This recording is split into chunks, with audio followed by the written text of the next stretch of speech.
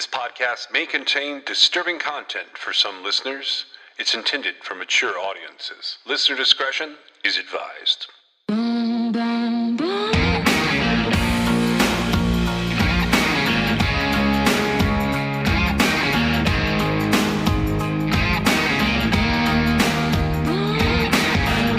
This is True Crime XS.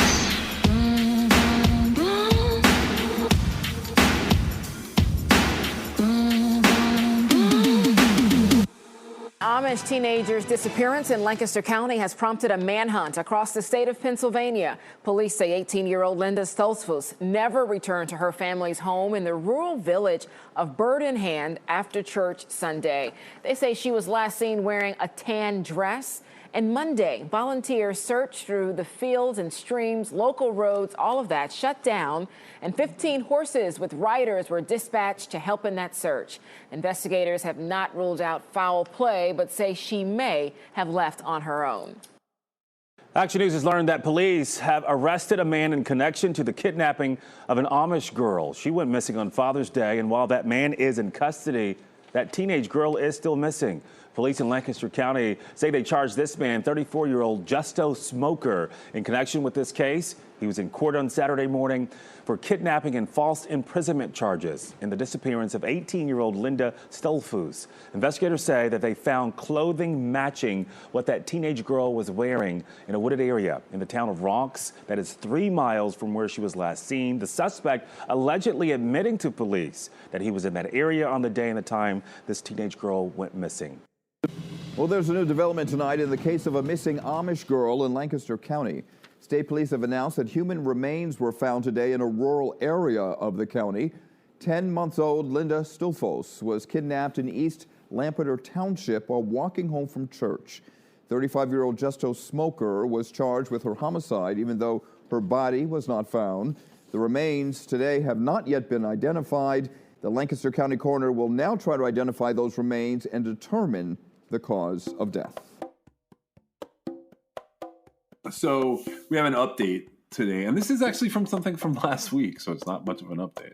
No, this is the woman who was found dead in a Douglas County field one day after she had disappeared back in January of 1980.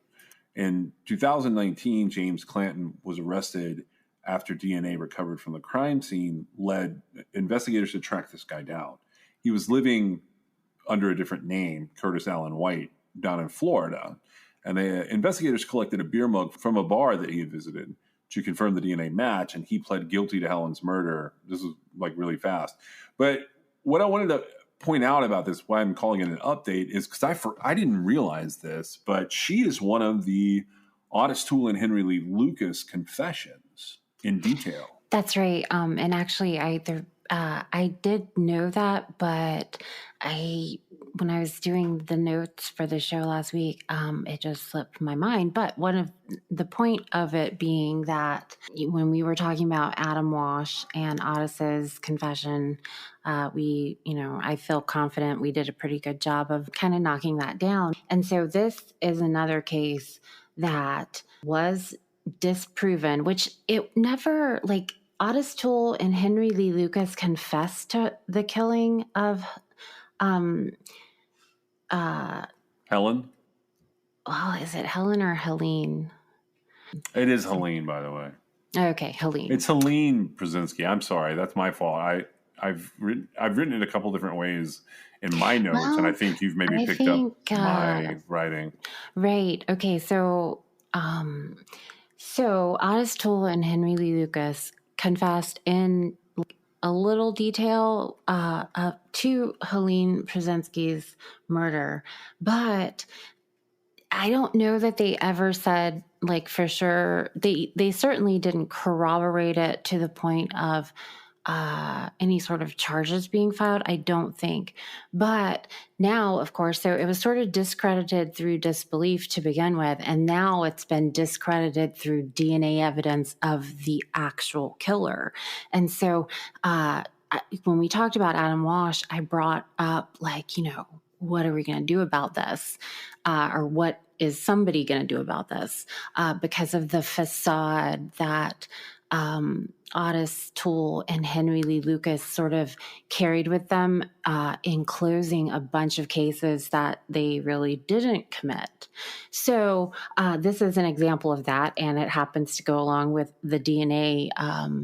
And this was a sequenced DNA profile that they found, and they had to do some work, and it was between him and his brother, who had committed some sort of crime where his DNA actually ended up being in a system somewhere. And so they were able to rule him out. This man had changed his name and moved to Florida right after he had killed Helene Przensky, but they were able to find him. So it's just to swing back around on that. I just wanted to mention that it's one of those cases that, it is disproven now. Henry Lee Lucas and Otis Toole did not murder Helene Przensky. DNA has given up the real killer. And so that's something we've been talking about this, and I'm about to get away from using Patreon for a couple of reasons. Like, one, I haven't done anything there, but two, we are going to put out a couple of premium episodes this year. And I don't know exactly how it's working. I'm still kind of going through the paperwork from Apple. It looks pretty easy for people to be able to just go on and listen. The Adam Walsh one, I think, is supported now by a number of things. But what will probably be there will be our final conclusion on Adam Walsh. In addition to that, I think I'm going to go back and touch on, I ordered a lot of materials, both, like books and stuff, but also I'm trying to get more police files on Henry and Otis related to, they have 6 known murders that I would like to go back and look at. And I think those are going to become premium episodes, because I believe that those killers could be found the same way these killers are being found. In most of them, there's physical evidence that potentially has biological potential, I guess would be the word, to yield DNA. Right, and to discredit. I think all 6 of them should be discredited, honestly, because there's other killers out there. Yeah, I'm down for that. Okay, so and one other note as we move into the start of the show with that update, we are releasing another unrelated episode. That is, it's not about all the Colorado cases. That's going to be separate of this episode. So there'll be 2 episodes this week. And I don't know how long that other story is going to play out, but we did uncover enough that we're going to keep talking about some of the things that were related to the killing of Barney Dale Harris and sort of the aftermath, and just things that are coming up in the research that we find fascinating that don't seem to be covered by other true crime podcasts. We're going to start covering some of those. Right. And as far as unrelated goes, it just so happened we found ourselves in the position. So hopefully we'll be able to, whatever comes up. And it's not like the drug aspect and that kind of thing has never been interesting to me, but I'm a little fascinated with this, and I'd like to see it through. So I just wanted to throw that out there, that it is completely spontaneous. Never in a million years would I have guessed that that was going to happen.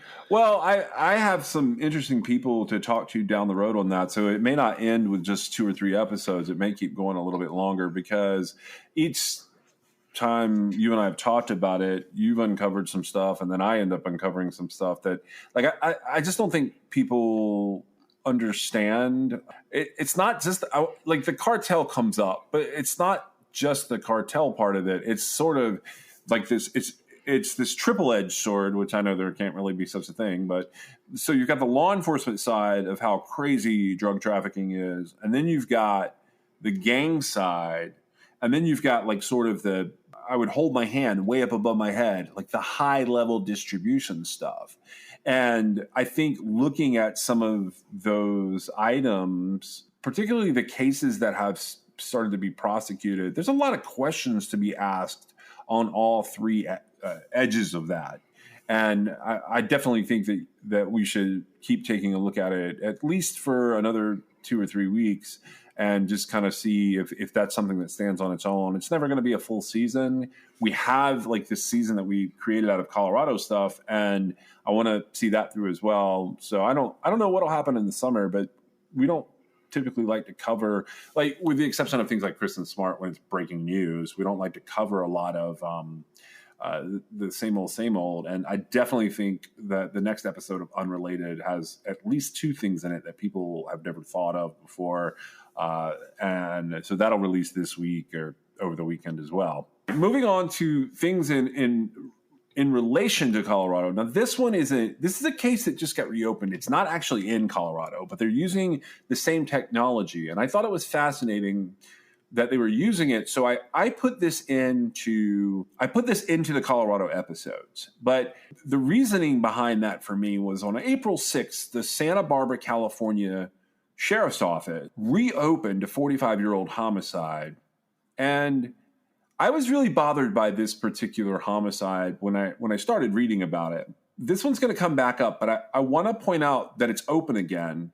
And I want to bring it up here because this is one of those cases where some of the people that could have been potentially involved or know something about it are likely deceased, but some of them might be out there. And I think this information should start to be passed around. So I'm going to pass it around here just in case anybody wants to pass it on elsewhere.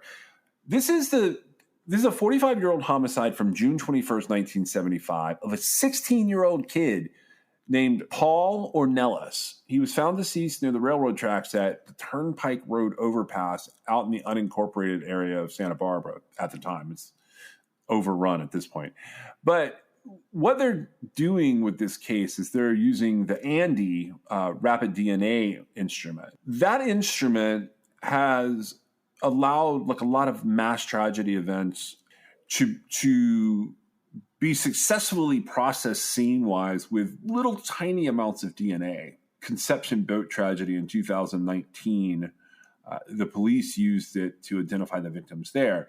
This technology, you can find more information about it online, but here's the deal with it. It wasn't available to these guys at the time of the homicide, obviously, but because they preserved the evidence related to Paul's homicide, and they had pretty rigid procedures in place for how biological evidence was preserved, there's a really good chance that they're going to end up taking a very small amount of DNA from that scene and connecting it to his killer pretty quickly. And I'm excited about that because the Santa Barbara Sheriff's Office has a major crimes unit and a whole CIB, like Criminal Investigations Bureau, that is pretty specialized in cases like the Zodiac or Golden State Killer. I'm not saying these are all their cases. I'm saying like that's the type of case that they can deal with. They have enough personnel to handle a historical case. And I just really hope that if anyone knows anything about the homicide of 16-year-old Paul Ornelas in Santa Barbara in 1975, that they will start talking about it. Because, first of all, it bothers me to think this is a kid. This is a little kid. He's a little, like, I know he's 16, but he's a little kid.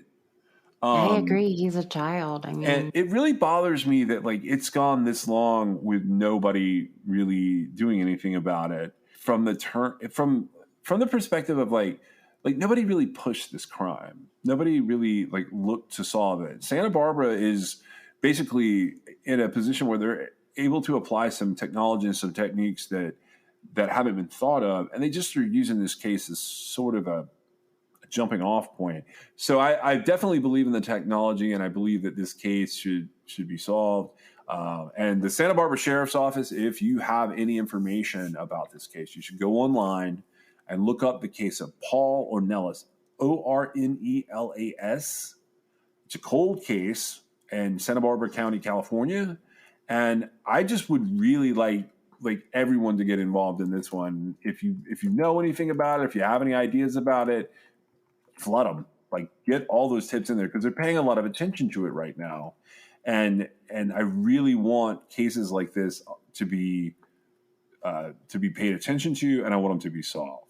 So with the Andy rapid DNA technology, I just want to make sure I'm understanding this correctly.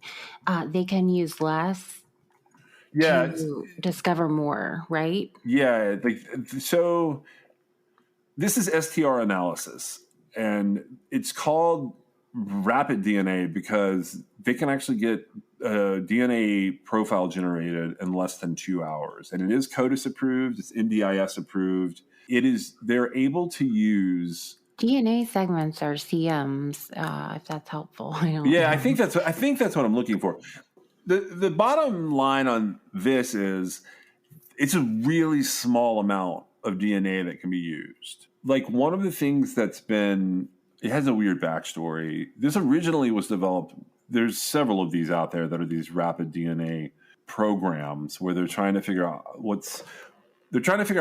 how they can get the most identification out of the least amount of like touch DNA or trace DNA. Now, the reason it was originally developed was to expose family unit fraud, which is the idea that adults would come over seeking asylum in the United States from other places where they were citizens of other countries, but that this could like basically sit them in an office, touch it to their skin, touch it to the skin of children they were traveling with to verify that they were related, because there was there is alleged to have been a pretty big ring of trafficking children that way.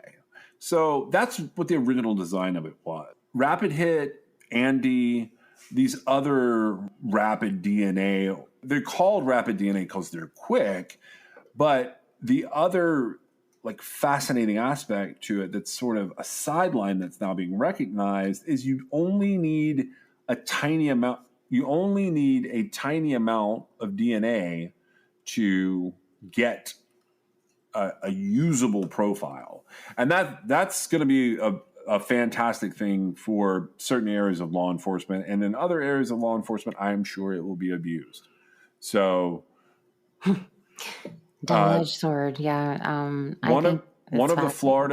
There's a Florida company, a Massachusetts company, and a Colorado company who are all using this. And you were totally right. It's a double-edged sword.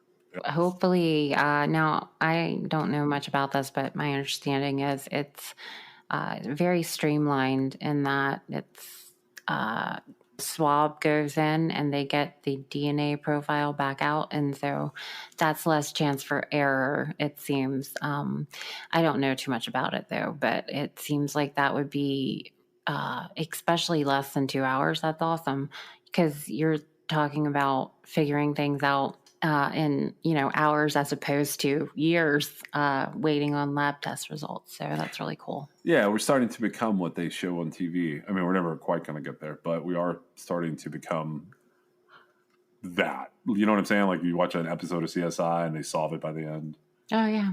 So another case that's been reopened, there's actually two cases out of Durango, Colorado that the FBI has started looking into. They just announced this in March. One of them is Odell Vest, who was last seen in July 2000 at a house party in Colorado. The other is the disappearance and murder investigation of Avery Whiteskunk. He was last seen by family members in January of 2004. His body was recovered in March. So there's two words here that like I'm having trouble pronouncing. Towak? Towak. It is Towak? Okay, I don't know. That's how I would pronounce it, but all right, so this is indigenous land out here. Ute. Ute?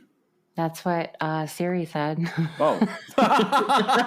Okay. So in Choa, so we're out in the Ute area of Colorado, outside of Durango, and they've opened both of these cases back up, and that's Odell Vest and Avery Whiteskunk. Now, Avery Whiteskunk is a weird one because they have opened up that investigation out into multiple states out there, and they are offering a reward if anyone has information related to Odell Vest or Avery Whiteskunk. It's a bigger reward for Avery's case right now, but those cases, not related to our Colorado cases, but they are definitely, well, I don't know that they're related to the Colorado cases, but they are.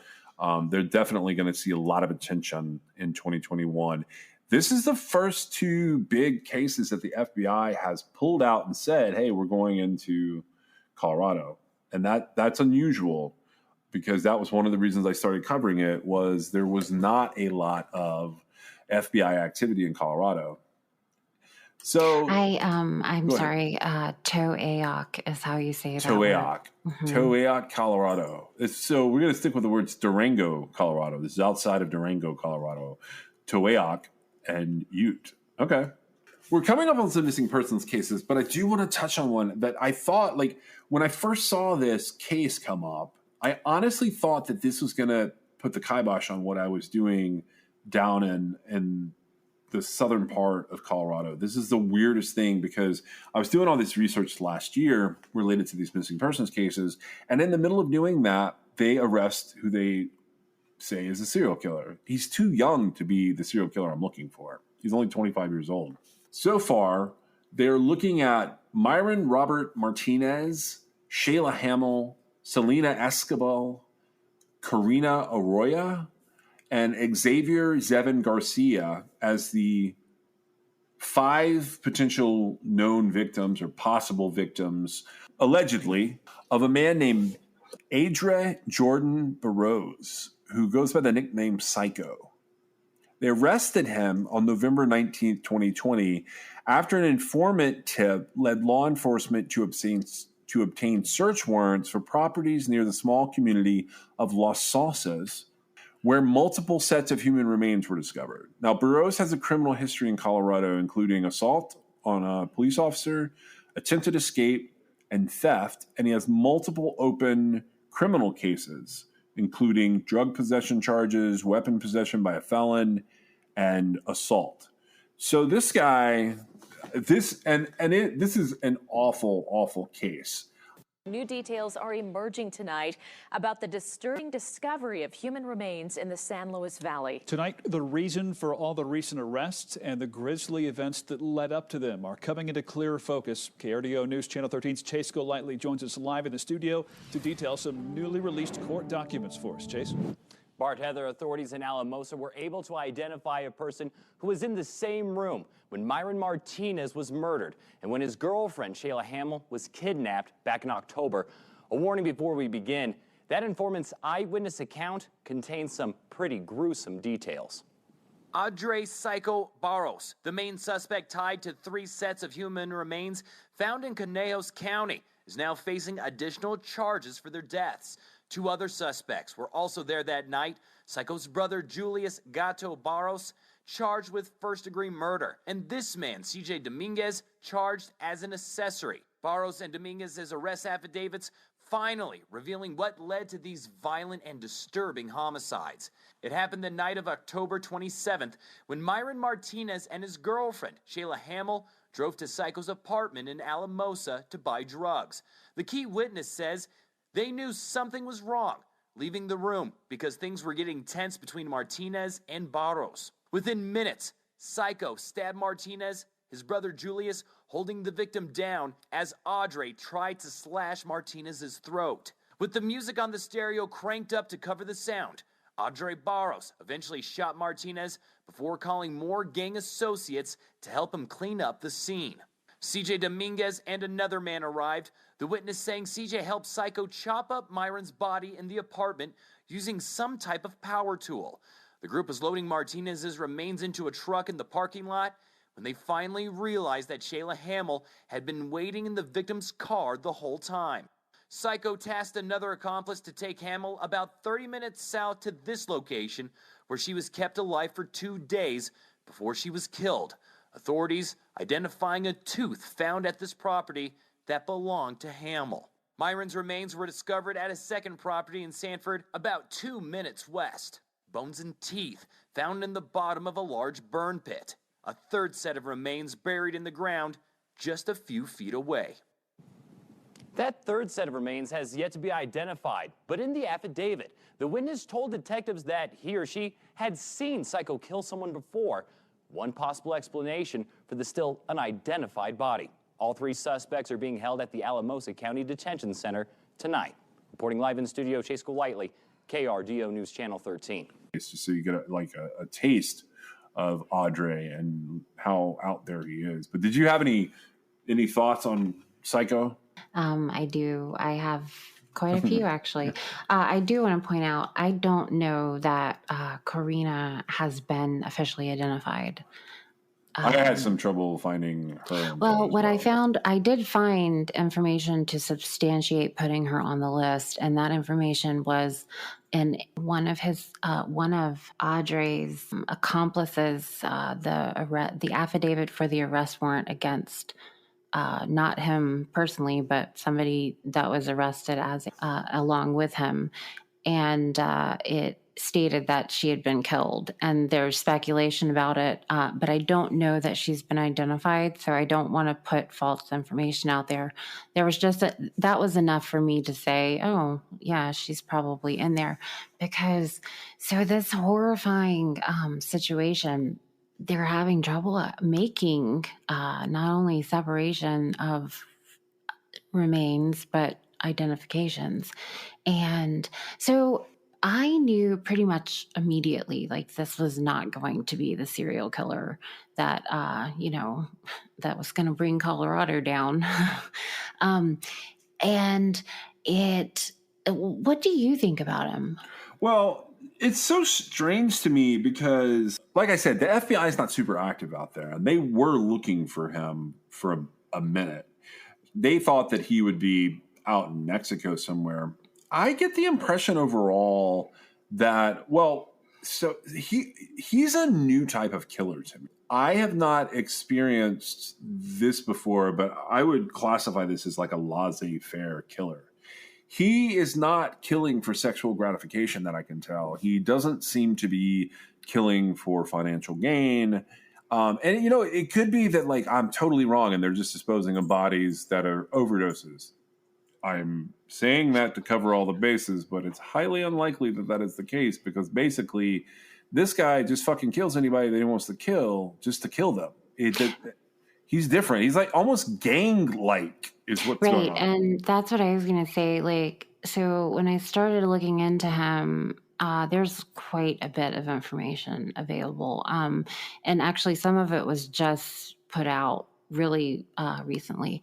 And so I think this guy needs a mood stabilizer. I don't actually think he's a killer. I think he gets mad. I mean, he is a killer. He has killed people. But what I'm saying is he doesn't even have, he doesn't have any serial killer type traits in him. He's just somebody that can't control himself. Like, you're right. He like has some impulse control problem. Well, yeah. And I think from what I was seeing, I guess that's just my natural instinct to try and be like. I don't think he's like a hunter stalker. Is that what you're saying? He's not like that kind of predator. Not a hunter. Well, he's not a hunter stalker, and he doesn't have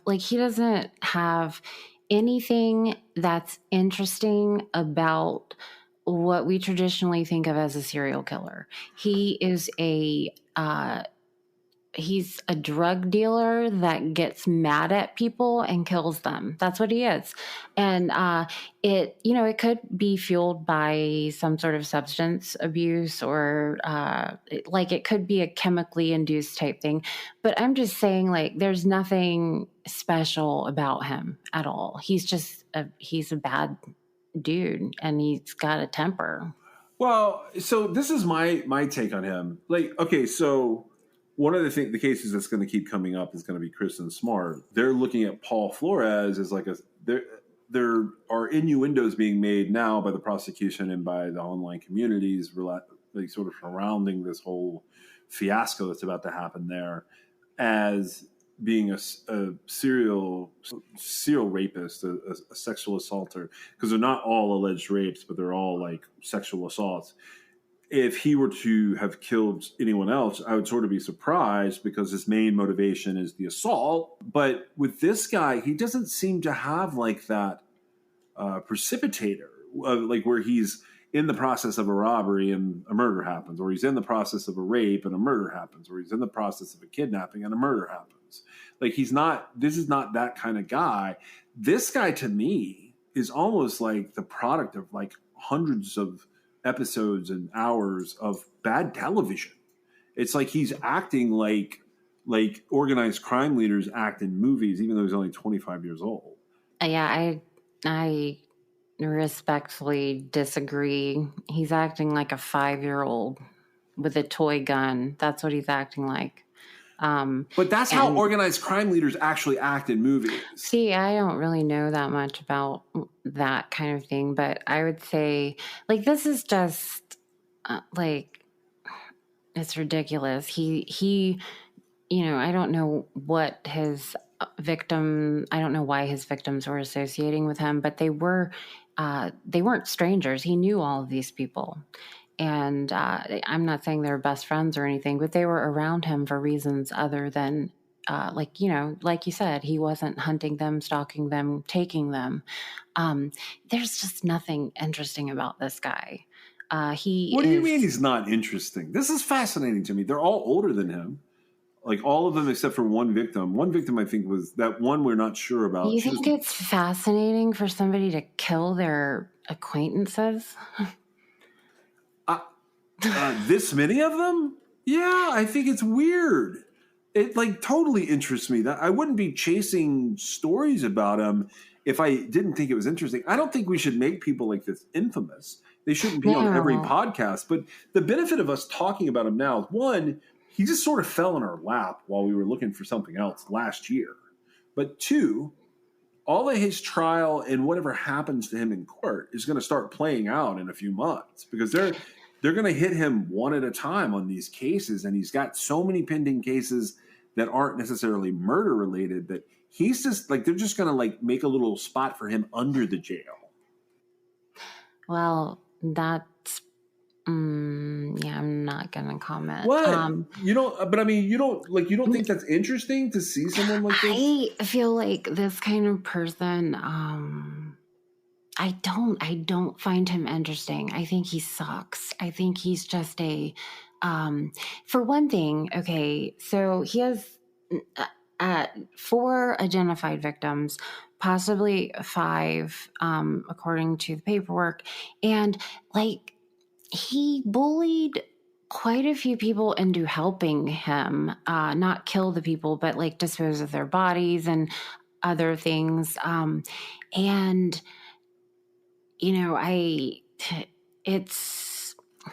going to file all his accomplices under the perpetrator didn't think this through because those people are going to sing and tell everything he has ever done. They already have. That's why he was arrested, but that's what I was getting at. So, we've got 4 identified and 5, according to the paperwork, murdered people. You said something, and this is 100% accurate about Psycho.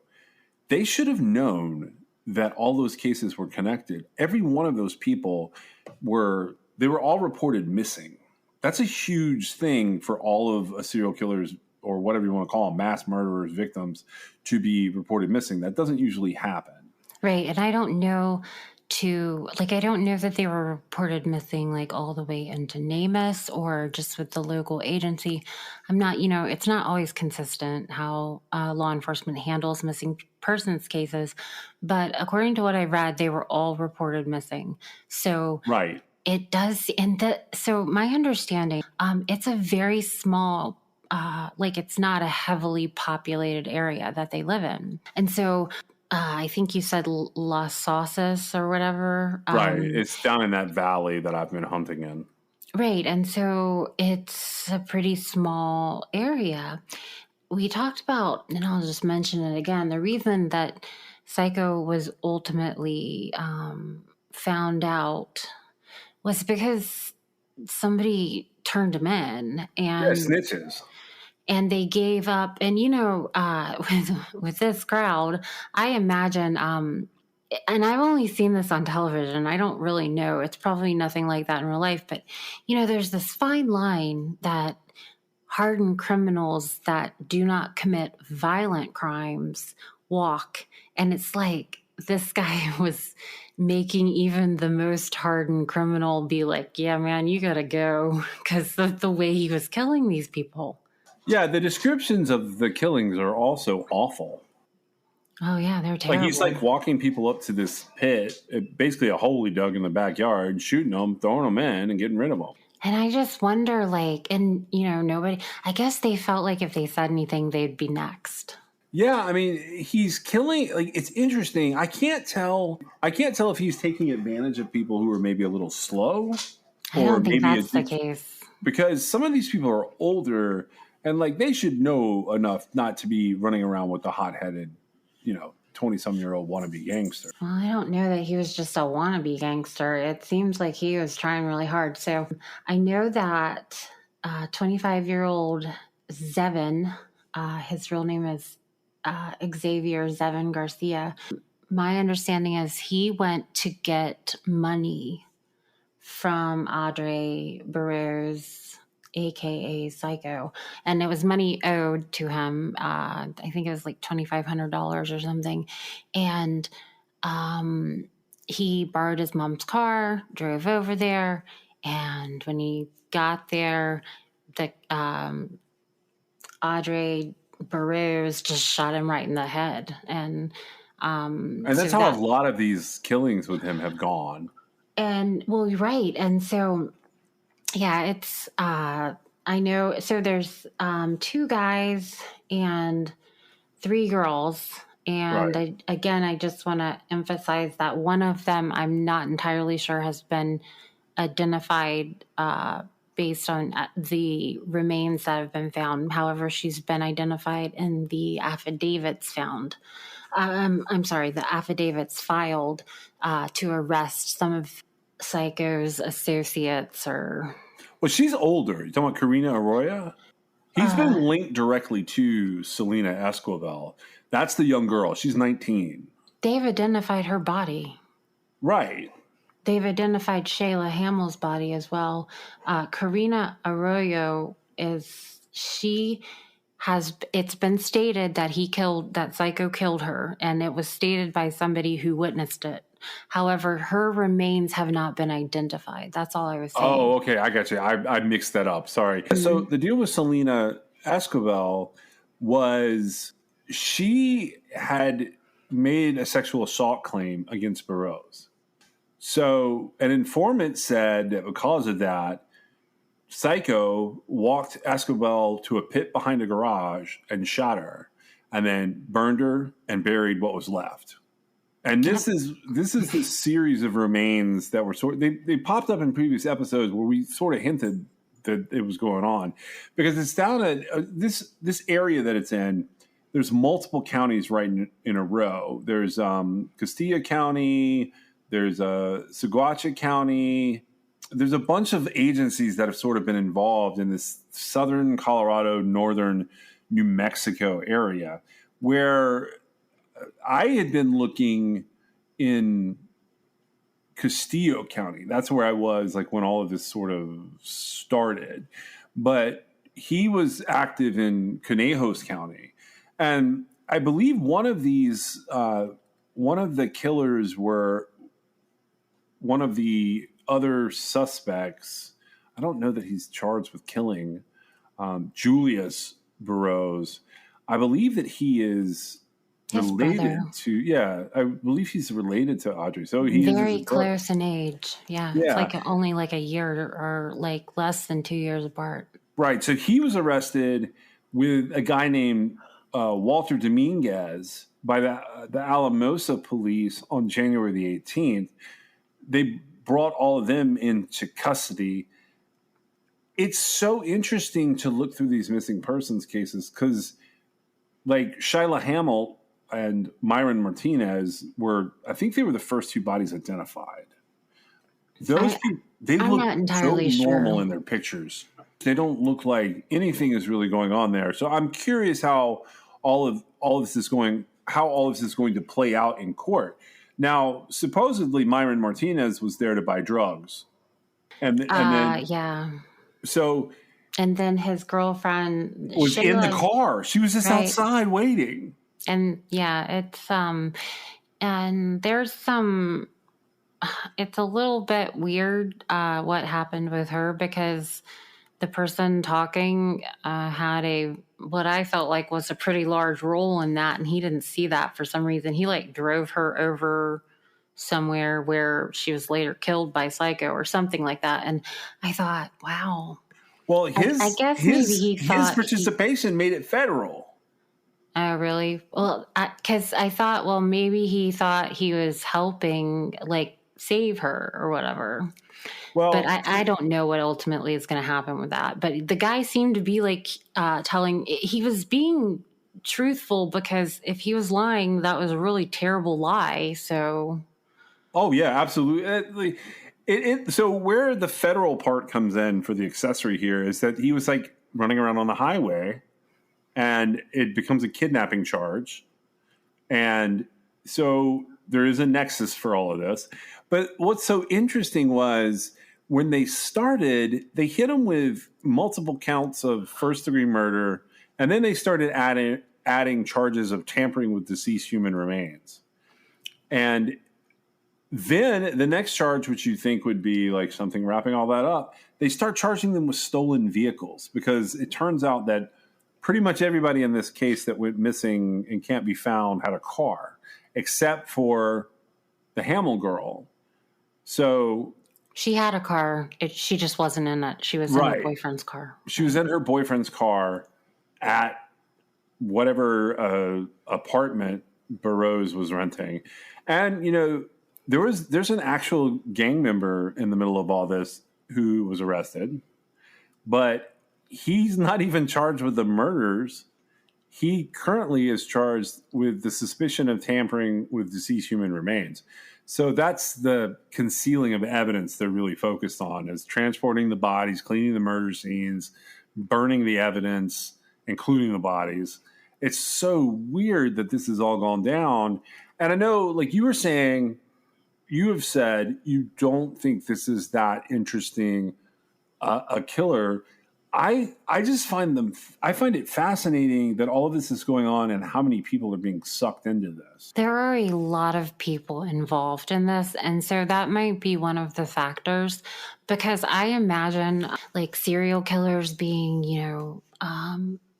sleuthy, Loners. and they are, they've got to keep secrets, and like this guy didn't keep any secrets. He killed people right in front of other people and then made them go clean up the mess. So to me, it's a bully. Like the way that this was happening, it was more like I had said earlier, like he just needed to take some mood stabilizers, because he was just having tantrums. But I guess it's fair enough to say that it's interesting, and it's definitely a different kind of killer, because under the accepted definition of serial killer, this guy would be a serial killer, because he's killed more than at least 3 people, and it's been over time with a break in between them. Cooling off period, yep. All of that and that's to distinguish somebody who, goes on a mass killing or a spree killing, or is just a double killer. But this guy, I wonder, to me, it seems like maybe it was, this small town type situation where everybody just knew everybody. And honestly, I don't care what his beef with these people was. Obviously it's not a good idea to be selling or buying drugs, I guess, but like, I don't care. That doesn't give him the right to kill them. And so the main reason that we are throwing Psycho into the Colorado cases is it is all happening in Colorado, in the area that I was already looking, but because he's helping us rule out a bunch of missing persons cases that are not going to turn out to be related to the rest of what I'm trying to do in hunting for a serial killer. As interesting as Psycho is, he will come back around and come back up depending on what happens to him. Do you think that there's going to be a lot more? I don't know yet. I think there'll be a couple more. I really think... I do too, actually, because I think there's even been more mentioned that perhaps weren't named, but they're working to figure out. Because I think he killed in front of people like every single time there was somebody watching it. So right. eventually it'll all come out. Yeah.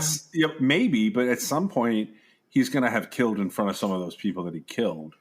So those killings might not come to the forefront right away. And they were being pretty thorough about how they were disposing of things. It was very difficult to piece it all together. The investigators involved, like the actual first statement that I read was about a forensic odontologist who had been brought in to help identify the bits and pieces of human remains, which is awful to say. And That's what was left, though. right, that's what they had to work with. So that's I just think how. that there is a good chance that maybe they can get the Andy machine over there, but They I think probably that, would find there's more remains than they realize. Which, well, that's what I was going to say. I think that there's a good chance that, if he has killed people who haven't been reported missing, it's a good chance they'll go unidentified because they're barely able to identify the people that they are identifying because you're talking about, how he shot them initially, and then there's a lot of chopping and a lot of burning happening in the affidavits. And so you don't have a whole lot left. That's concerning because, but maybe the DNA technology will collide and they'll be able to identify more. yeah, I'm interested to see how all of this shakes out and to see. There's got to be at least one. I'm thinking his brother might be the one that could tell them everything if he wanted to. It depends on. I doubt he will, but maybe. Yeah, no, I'm not saying he will, but you never know when you're looking at 150 years in prison.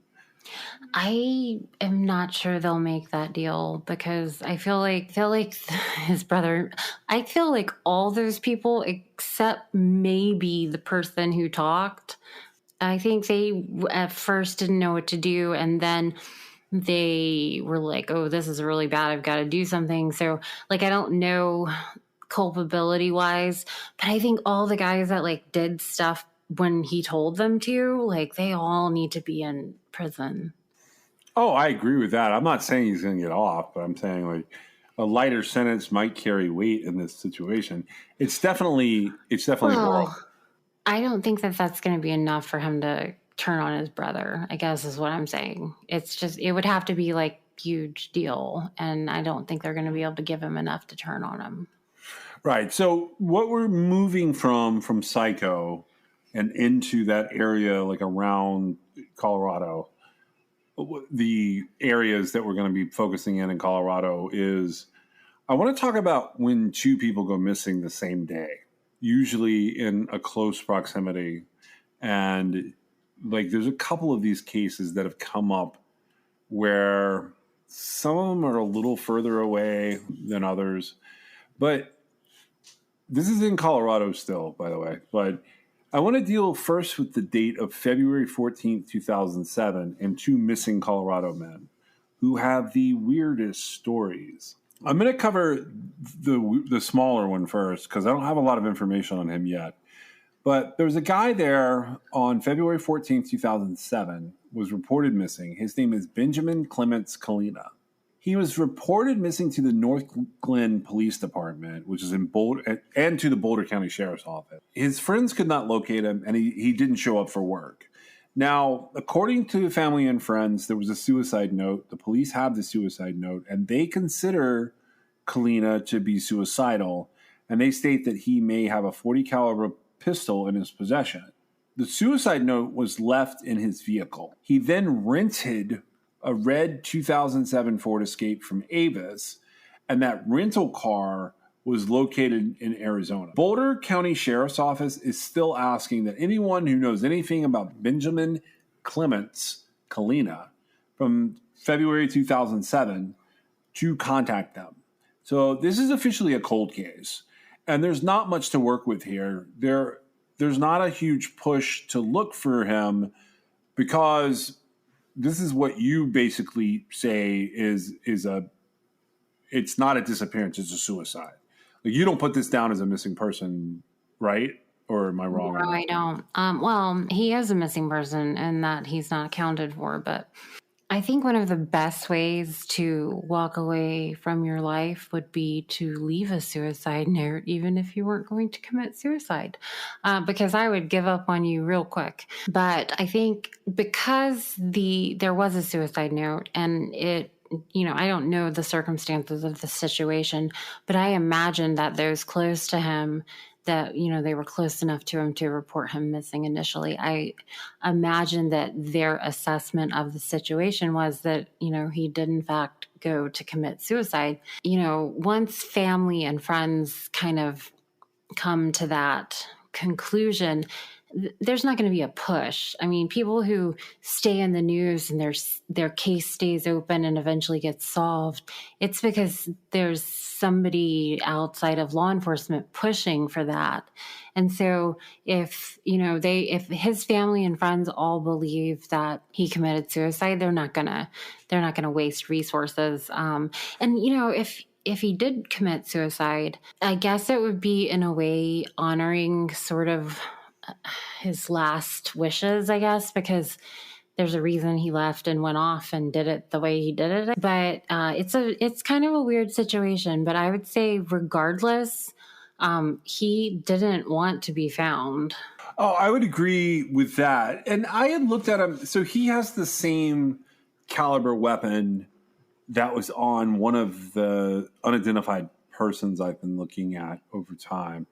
And I want to say it's the same make, but maybe not the same model. I haven't read and confirmed that it's the same model. So he comes up, but, he's this is terrible to say, but he's sort of totally average. Like if you look at his face and like his hair and like he's like 5'10", 5'11", he really isn't. There's not a lot that stands out about him. Right. He could blend right in. Right. Yeah. I don't know, because there's not anything out there about him. These kind of cases make me a little bit uncomfortable because I wouldn't want to deny a real missing somebody who's legitimately missing. I don't want to deny them the opportunity to, put their story out there and be found.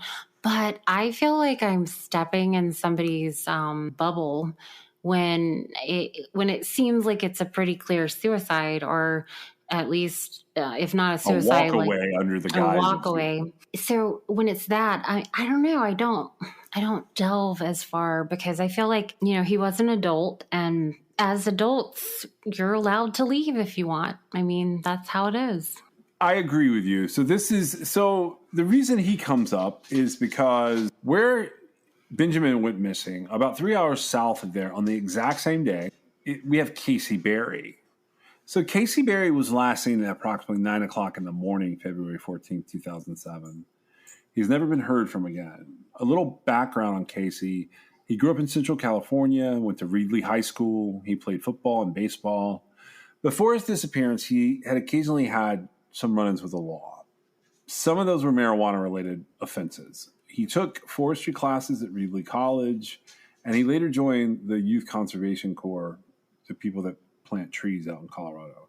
He was married, and he and his wife had a child together. They lived between Alamosa and San Luis, Colorado, with a roommate. Dwayne is the roommate's name, and his girlfriend lived there with him.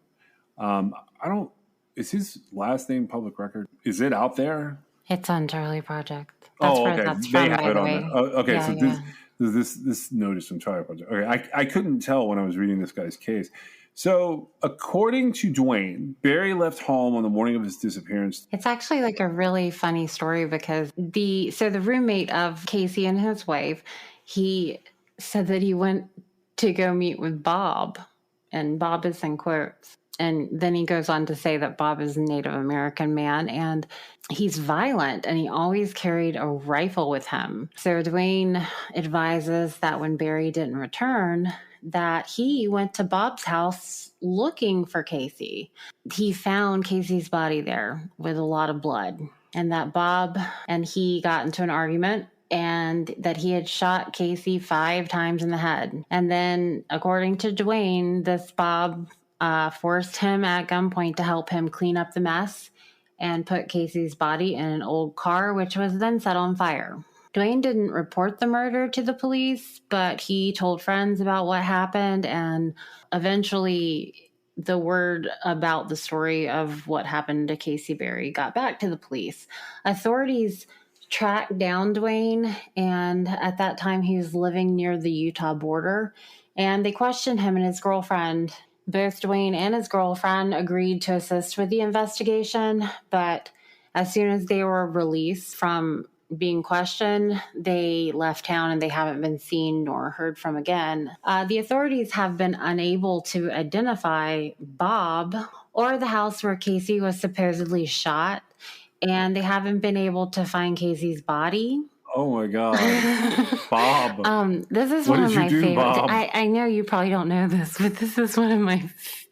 Okay, first of all, I don't want to be disrespectful to Casey Berry, but this is one of my favorite. Well, like, and it's so Bullshit dry stories. the way it's put out there like that, because clearly Bob doesn't exist and Dwayne killed Casey for whatever reason. That's what the story, the in between the lines is saying.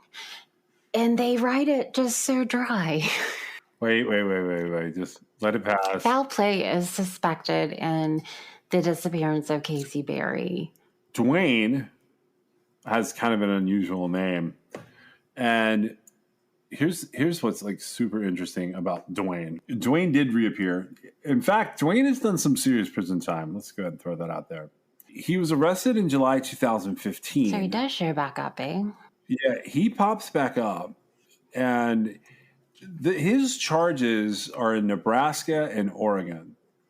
And pretty much everything that Dwayne is into is drug related, meth related in a lot of instances. And he has a lightning bolt tattoo on his head. I don't understand that at all. But I don't know why this is not a closed case. I guess because they don't have the body yet. That could be why. But essentially, all right, let's just run this down for 1 second because we're talking about these two cases.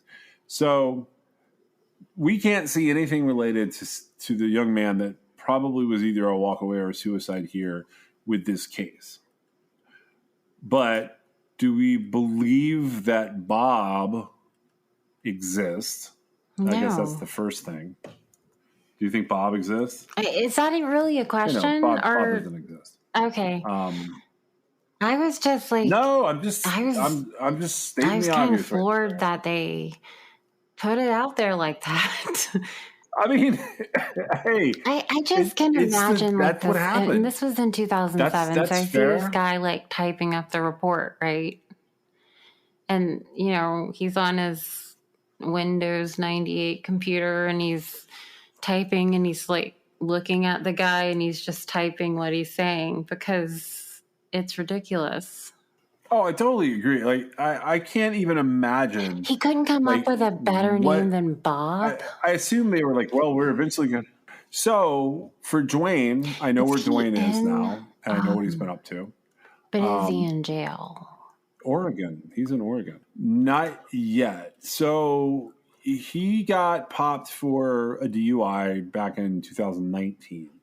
So the 2015 charges were drug related overall. 2019, he got popped for DUI, but the reason he got in trouble was he refused to take the test. That case is now adjudicated. It's closed out. Nothing. He just walked away from it. However, he does have a pending misdemeanor, Jackson County, Oregon, or in Jackson, Oregon. This one has a lot of misdemeanors. There's driving under the influence, reckless driving, recklessly endangering another, failure to perform duties of the driver, and criminal mischief in the second degree. That one, I don't know what was going on with it, but the gist is he has had hearing after hearing delayed. He will have new court dates coming in shortly, I'm sure. I did not see what the new court dates would be, but I did see that it was an open case. Okay, well, that was basically suffering here's a through little the COVID news delays. flash for. Oh, and now he has a failure to appear. I was going to say, warrant attached so to somebody needs to contact. Where are they? This is part of the problem, I imagine. They lived between Alamosa and San Luis. Yeah. Essentially, somebody needs to let them know that Bob is now going by Dwayne, and he's Somebody went on Charley Project's blog and wrote that, actually. It looks like the suspect in Casey Berry's disappearance has since relocated to Eugene, Oregon. They might be in trouble there. Could this be them? And then it's like a link to the Eugene Daily News with that mugshot of like the lightning bolts on his head. I don't think that that's what's happened. I think that Nobody gave a shit, and it fell between the Nobody cracks, gave a and shit. there was nobody to push for justice for Casey Berry and Bob Dwayne. No, his name is Dwayne. His name is Dwayne Dennis Kolokowski. Whatever his name is. And he got away with murder, and that's not really funny. It's not a laughing matter. This guy, you know, maybe it was an accident. I don't know what caused the investigators in Casey Berry's death to stop pursuing it. Why wasn't his death important? I don't know. I can't follow that very well. Can you? I thought it would be more interesting to look at it from the perspective of Casey Berry's wife, because they had a kid together, and I was a little confused by that. So, you know, Casey Berry, he came up briefly in like the Israel Keys stuff, but he doesn't fit any of that because there's obviously because Bob killed him. So, you know, when I started looking at these like little twosomes, I go back to the newspaper to see when the last mention of them is. And I don't know if she had moved on or what. Maybe she married Bob. But it doesn't appear that anybody at Casey Berry's house has pushed enough that people are still considering this case like something to take seriously. And it looks like they all have written it off as like a homicide. Except like that ridiculous story. Like that story alone is what makes me want him to, because come on. Absolutely. I don't like this. So I don't have any good endings on those. I don't think the two cases are related. I just got into those because I was looking in Colorado for cases of like two people missing at the same time. There's another February 14th case from 7 years earlier than these two cases. So this is one of the cases that I ignored it for a long time because I guess it's just more than my brain can handle. It's the case of Aisha Degree, who went missing in Shelby, North Carolina. So Aisha was last seen by her family sleeping in her bed at approximately 2:30 a.m. on February 14th, 2000.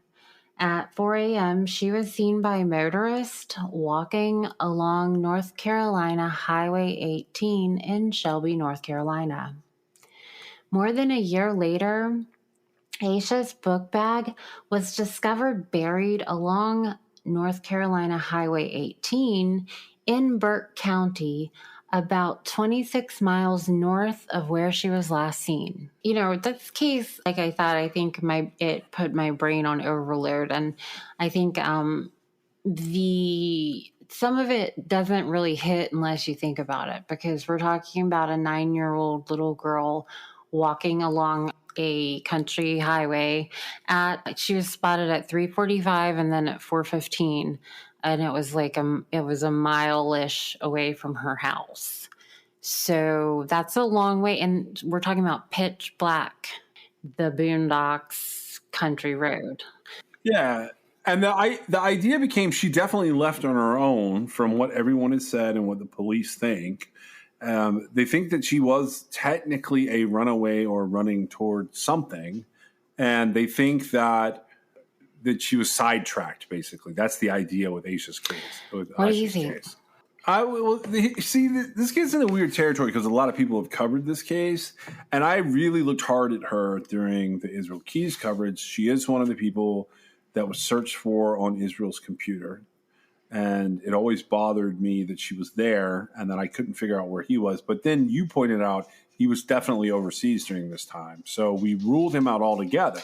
And what we looked at here, you sort of we had a couple different ideas.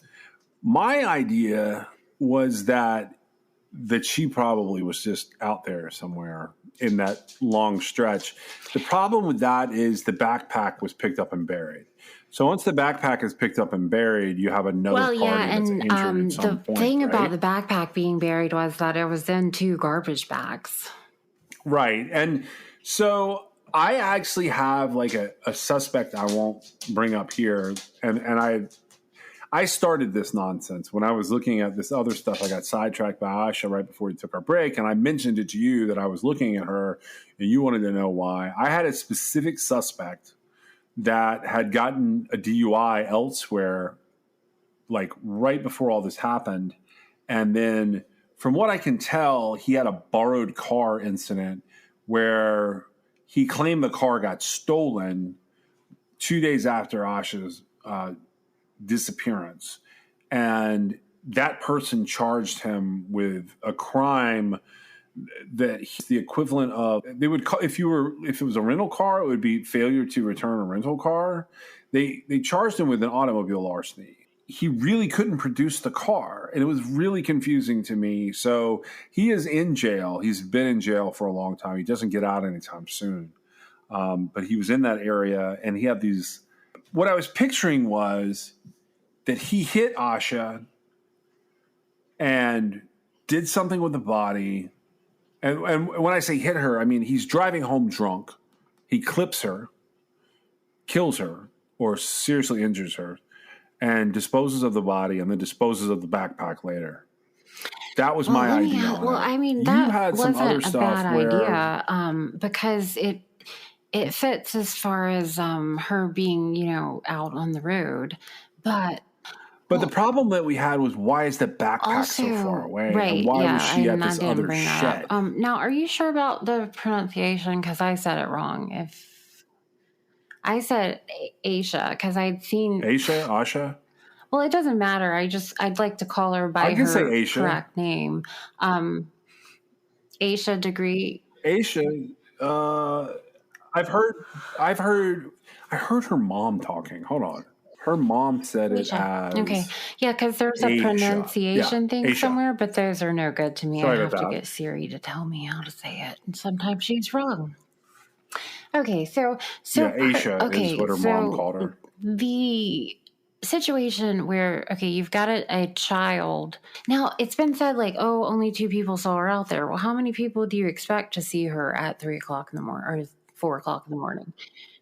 And to report it, sure. But I don't think that many people would have seen her. But because of the time and it was raining that night and a bunch of other things, I thought, well, yeah, some drunk person, even not a drunk person, could have hit her.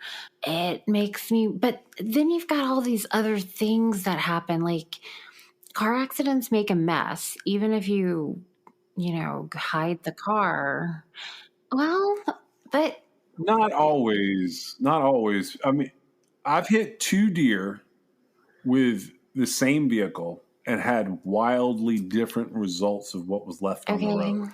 So it's a little girl, not a 150 I don't know. deer. It seems like there would have been, and I'm not saying there would have to be like an overabundance of evidence. And there's also, it's not completely clear, but there were several things that the family indicated were her belongings that were found at a shed that was 1.6 miles south of where she'd left home. And then some candy wrappers by the road. And I was like, well, maybe that's the sign of, that's what ended up being left behind when she got hit, is what I mean. So what I was thinking was, you're right. It can be wildly different, but is it that somebody who is going to hit a child, and the thought would be it was an accident. It's just the reason that they didn't want to call it in was because they were drunk or they were under the influence of something, and they were already in trouble for that. And so you don't want to get in trouble for that again because it's going to be more of a problem. And so it wasn't like it was an accident, but it was an accident, other consequences. And so that's what you mean, right? Like it wasn't anything nefarious. It wasn't like a serial killer kidnapped her or something. She just got ran over accidentally, and then they covered it up. Well, and they were driving under the influence, probably. But do you think? Because if you're not driving under the influence and you are driving, I get That's that, not and always I true. Sometimes understand. people However, don't call. with a small child, I feel like there would have to be some pretty daggone extenuating circumstances if you've legitimately not done anything wrong. Okay. Well, the minute that you leave the scene of the accident, you've done something Yeah, wrong. those are So tough everything situations. just But sort do of you think that snowballs from somebody there. who hits it, well, I think she would have been left behind if that had happened. She may have been, and we just haven't figured it out yet. But there's not any unidentified remains that match her for 2 states. And I looked down around. I looked South Carolina because that's the other thinking was if they drove the backpack north and they drove the body south. But here's the other thing, though, man. Think about this for a second. Statistical anomalies aside, you've got a 9-year-old kid who leaves their house in the middle of the night. If it's not an accident, and by accident you can put in whatever you want, Just DUI an accident. or I said person just an just didn't accident. I mean, there's a report kid it walking or down what? an old bumpkin highway in the middle of the Right. night. But here's the thing, like, even though this kid shows up on Israel Key's computer, It would be this is not going to be a like serial killer. astronomical. So you're either looking for a family member who lured her out of the house, which is one of the things you had presented to me, or you're looking for an opportunist who's in the local area and probably on a list somewhere. She just wasn't in an area where Right. And I would anything else say really that makes she sense. had gotten It's got to turned be one of those around 3 and things. died of exposure of some sort, except for her book bag, because her book bag does Double bring out. wrapped in And so plastic. that to me is saying somebody's trying to put, dogs off the scent, so to speak. Now, what I did do, and I haven't gotten completely through this, and I don't even know that it's relevant or that I'm even on the right track. But what I did do was I looked around, and there's a surprising number of sex offenders right there. And I was thinking, because there was a picture of a little girl found with her belongings that were discovered at a shed 1.6 miles south down Highway 18 from where her house is. And I was like, let's see if this little girl looks like any of these sex offenders. And because my thought was, if it's a young sex offender with a sibling, they could have somehow used that as some sort of mechanism to get her out of the house. There was something that was more appealing to Aisha than the dark, cold, stormy night leaving home. Like, as much as that would scare her, whatever she was doing had to be more appealing than that, right? And so that's a lot. It's got to be something big. Now, her parents' wedding anniversary is Valentine's Day, which is the day she went missing at between 2:30 and 4 in the morning, or 2:30 and 3:30 in the morning on Valentine's Day. And she took clothing with her for like she was Valentine's going to Day, dress right? up for Valentine's. And I thought, and I don't have anybody specific in mind, but I thought if there was some sort of male relative of hers, and actually it really could be one of the sex offenders or somebody who's committed a crime before, but it would have to be somebody she trusted. And I thought, well, if they told her that, they were going to help her do a big surprise for her parents, I think that would outweigh her thought of, being scared to leave or possibly getting in trouble for going out in the middle of the night.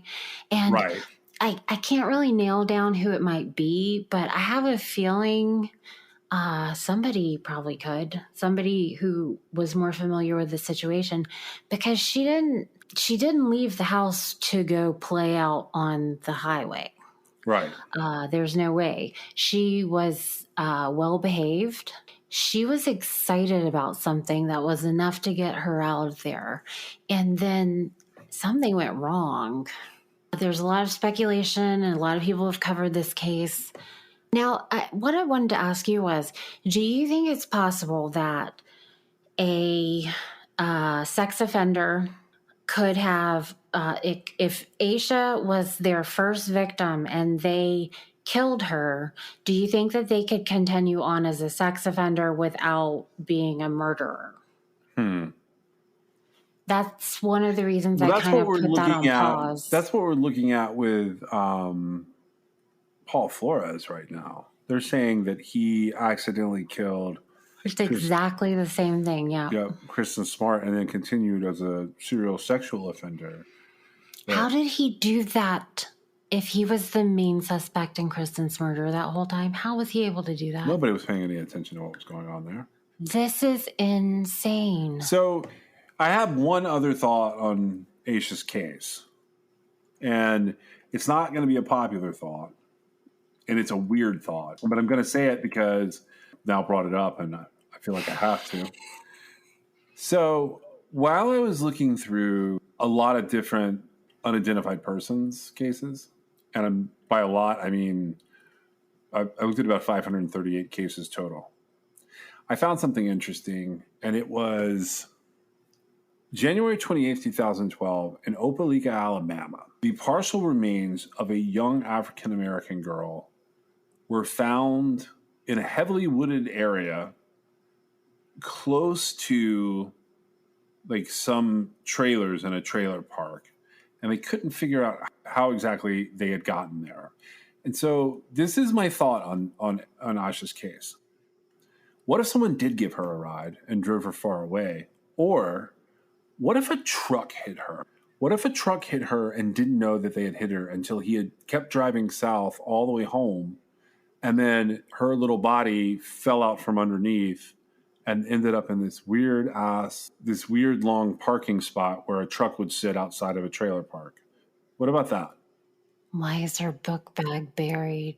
So here's why I think this. The little girl was wearing a long-sleeve pink shirt with heart buttons and small ruffles near the neckline. And all I could think was, what if she had on or had with her, because they don't know if the remains have been there that long, what if that's the shirt she wanted to wear for Valentine's Day? Well, it was with her.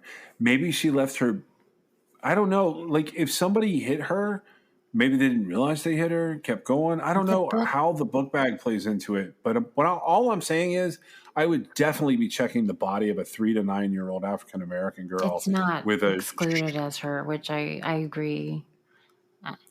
Because that one is far away. Well, yeah, but she's been checked against way more different people. I think they need to check her against everybody just in case. I mean, it's going to be one of those weird situations where it probably will never make sense. I don't know how she got down there, if that's her, but that one really bothered me because of the heart shape, the ruffles and the heart-shaped buttons. I was really thrown off by that. Well, and maybe that is her. Now, what I understood, and I don't know how they know this, but apparently they did. So in her book bag when it was found, they didn't disclose what was in there except a book, McGillicuddy's Pond, which had been checked out from her school, but not necessarily by her.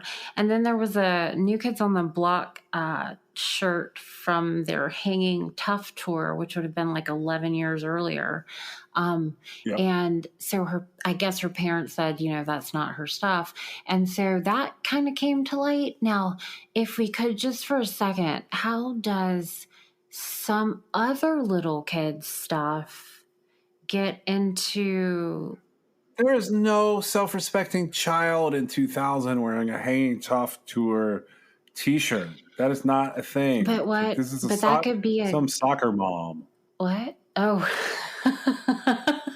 some soccer mom had that shirt at that point. It would have been a college student because the NKOTB crew was in college at that point. I actually went to one of those concerts, and I actually went to one of those concerts with you and your friends. I know. There was a set of twins that I went to. We were all so small. I remember like going to that show. That was one of the most interesting experiences in my life. And I realized it was okay for me to like boy bands because girls like boy bands. Yeah, it's really funny.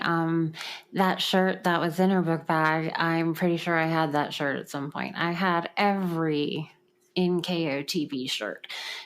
Anyways, I think she's in Alabama. I think that Aisha Degree is possibly in Appalachia, Alabama. Okay, so yeah, let's say that for a second. They need to check the DNA for certain. Because there's no so it's scattered remains, and they're saying the girl's between 3 and 9. I don't know how they know that, but Aisha's pretty small. She is. You know what I mean? Really small. Yeah.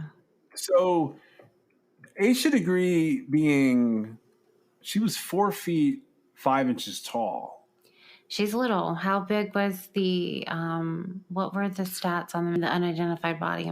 It's just a couple of bones. I see.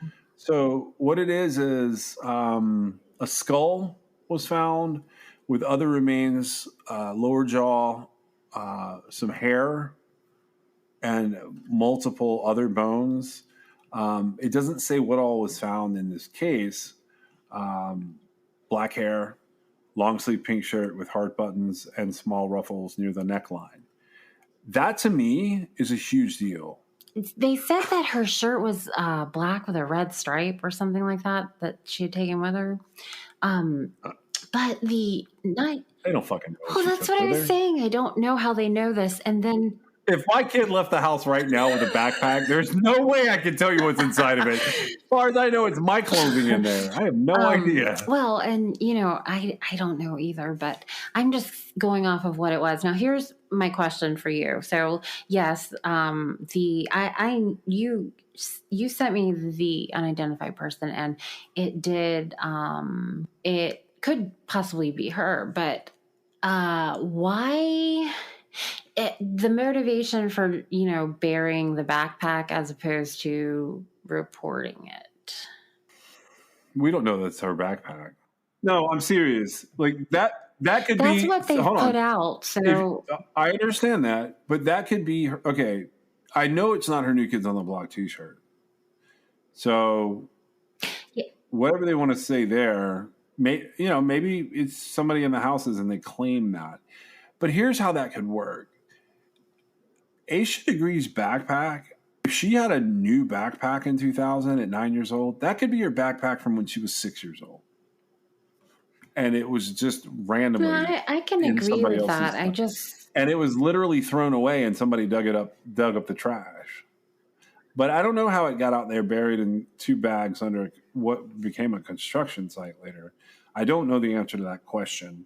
It could be that both things are true. It is her backpack. It was buried by her, ultimately her killer, and she is still in Alabama.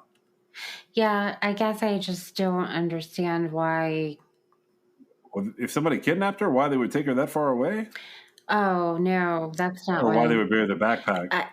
I wasn't thinking kidnapping. I was thinking more along the lines of what you're saying as far as like her getting stuck under a truck or whatever and falling off. I don't know. That kind of I just thought that was an interesting idea. It's just like what happens with the book bag. But I assume... Because, if the truck driver never realizes she's under there for whatever reason, and what third party is going to come along, find the body in the book bag and be like, hey, let me go bury this? Or, I just can't account for it. But here, let me ask. It could be scooped up with other road debris and dumped. Okay, but that wasn't a dump site. That site it was a construction site. They were putting in the driveway of a house. I understand that, but what I'm saying is we don't know what that was prior to someone building on it, making it. Before that, it could have been brushes and brambles where people threw all kinds of shit. That's true, but that still involves somebody else throwing that. But let me ask you this. Okay, 9 years old, she took a Valentine's Day outfit, another outfit. It was like a Tweety Bird overall set and a Tweety Bird purse, and then her basketball uniform. Okay, so that's 3 outfits. and she had them in her book bag. Now, they didn't say what else was in her book bag when it was found. They just mentioned the two things that weren't necessarily hers. And so does that sound like somebody guiding her as to what to bring? Oh, that's an interesting idea. Go back to this for a second. Like, who do you think asked her what to bring? The male relative or male family friend, or she had a very like close social circle. So like and this was the year 2000, so she was not online. She did not have a cell phone. She was very not completely isolated, but like she didn't have this like internet predator atmosphere that we have now. So I think it would have been, or whoever wasn't, yes, she left on her own, but she had to have been enticed out, okay? If it was truly a surprise, an innocent surprise, when she did not show up, that person would have said, oh, she didn't show up, and they would have immediately come clean with the situation, okay? Unless something nefarious was going on, which, you know, I don't know, but do 9-year-old girls know to take 3 sets of clothing with her? And then, like, who would tell her that she was going to be gone for 3 days and she needed to leave in the middle of the night and it would be okay? Like, you see what I'm saying? You ever run away from home? I never have, no. Do you think there's a lot of, like, sense that goes into... She didn't run away from home. Okay, so it was Sunday night.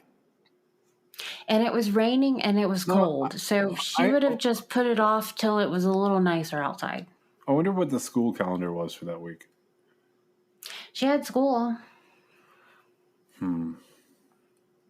She had school on Monday morning. I still think until that body is examined down there in Alabama, I can't. This one is a whodunit for me. Or what is it? She took her basketball uniform, so I'd like to know when her next game was. That's a good idea too. Because what that's about how long coaches she's for going to be gone. or assistant coaches or that's exactly what I thought, but I have no idea, and I don't want to older basketball players put it out there. It's okay. So that's Asia Degree. Asia Degree is just a February 14th case. Thanks for joining us. You can reach us at 252-365-5593 or at truecrimexcess.com or truecrimexcess@gmail.com if you want to send us a note. This episode was brought to you by LabrottieCreations.com. That's LabrottieCreations.com. Check out the merchandise and specifically their fun Pop Pet art custom pieces made from photos of your very own pets. Use the promo code CRIMEXS, that's CRIMEXS, for 20% off a fun, brightly colored, happy piece of art of your own pet at their site, LabrottieCreations.com. Music in this episode was licensed for True Crime XS. The theme song was Indestructible by Noah Smith. You can find us on your favorite podcast platform or at TeePublic, Instagram, or Twitter. You can also join us on Patreon to fund future body exploration trips. But the best thing you can do for us is leave us a review on your favorite podcast platform and share us with your friends. And we'll see you next time.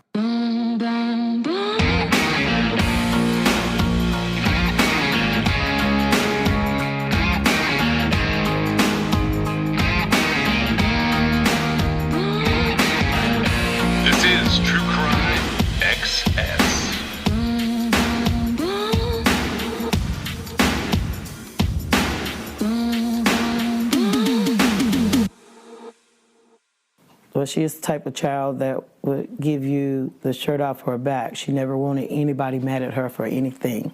She wanted everybody to be her friend. She wanted everybody to be happy. After 20 years, I still believe my daughter is alive. I do not believe she's dead. And I know somebody knows something. I'm not crazy enough to think that a 9-year-old can disappear into thin air without somebody knowing something. It was 20 years ago on Valentine's Day. Asia Degree disappeared in the middle of the night. The fourth grader is believed to have left home in the hours just before dawn, walking out of her Fallston neighborhood near Shelby, North Carolina. Witnesses saw her walking along Highway 18 within a few miles of her home. A tipster reported she possibly got into a car. More than a year later, Aisha's backpack turned up at a construction site 30 miles away.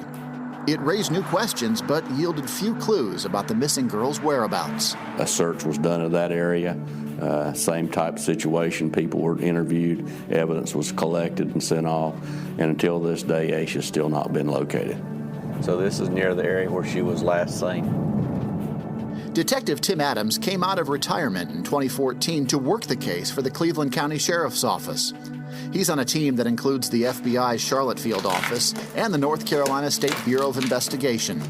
These agencies have been on the case since Aisha disappeared, but have recently redoubled their efforts. This new team, which first met in 2015, now meets regularly to sift through clues and evaluate new information and results from interviews. The case still generates hundreds of leads, including 45 in just the past year. The FBI is offering a $25,000 reward in the case on top of a $20,000 reward posted by the sheriff's office and the community. Billboards are posted along local roads where Aisha may have been before she disappeared. And the National Center for Missing and Exploited Children recently released an updated age progression photograph showing what Aisha might look like today as a 29-year-old woman. The national nonprofit produced another age-progressed image of Aisha 5 years ago. What we're trying to do is provide hope-based images, tools to help families that have these long-term missing children in the hope that we can create an image that might have a child brought home. The FBI asked for the new image and is updating the roadside billboard and its posters seeking information. Over the years, investigators have released a few potential clues in the case. In 2016, they published images of a car that may have picked up Aisha. They believe it was a 1970s model Lincoln Continental Mark IV or a Ford Thunderbird with rust around the wheel wells. In 2018, investigators revealed two items found in Aisha's book bag: a Dr. Seuss children's book from her school library, McElligot's Pool, and a New Kids on the Block concert t-shirt, which didn't belong to Aisha. Investigators are hoping anyone with information will come forward. We will continue to pursue all avenues to further finding out what circumstances led to her disappearance.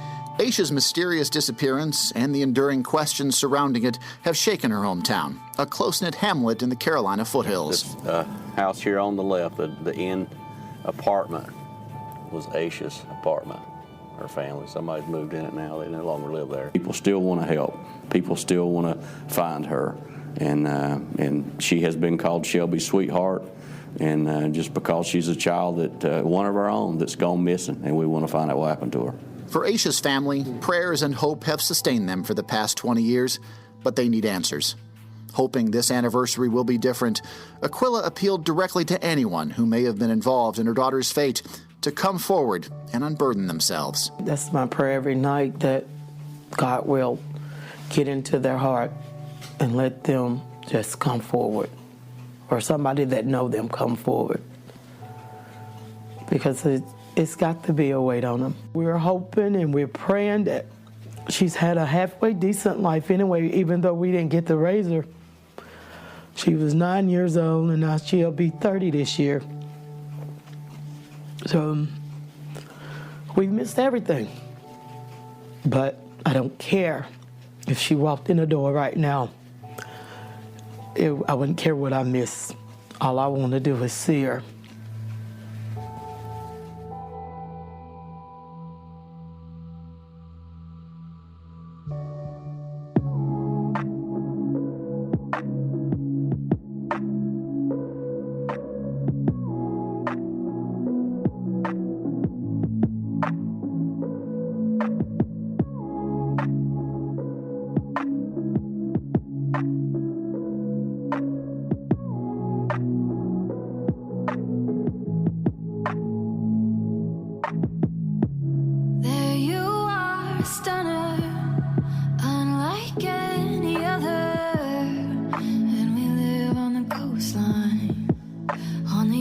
Of a dream life, never been a runner,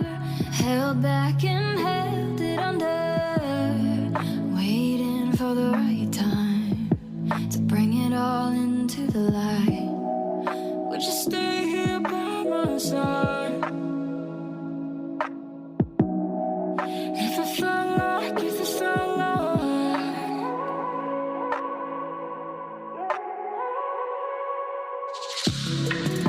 the world was ending, would we pretend that it's alright? It's alright, it's alright.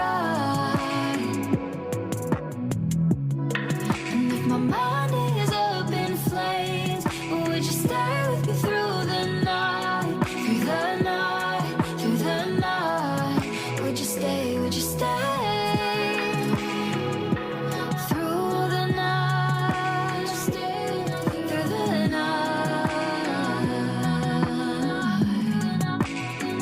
Would you stay, would you stay? Through the night.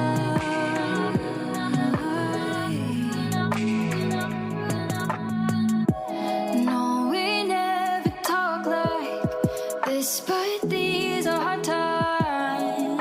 Let me skate around it, holding it in like a habit. Show up like the thunder, these things that I wonder. Would you be my lifeline? I'm yours if you be mine. Would you stay here by my side? If it felt like, if it felt like, stay like the world was ending. Would you tell me it's alright? It's alright, it's alright. And if my mind is up in flames, would you stay with me through the night? Through the night, through the night. Would you stay, would you stay? Would you stay? Through the night, through the night. Would you stay, would you stay with me through the night? Through the night, through the through the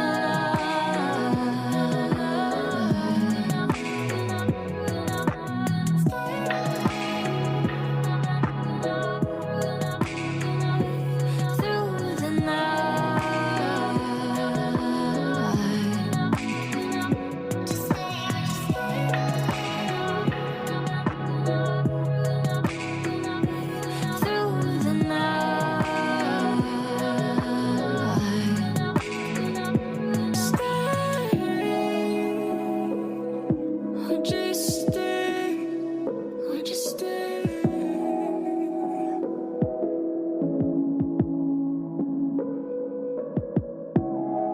Would you be my lifeline?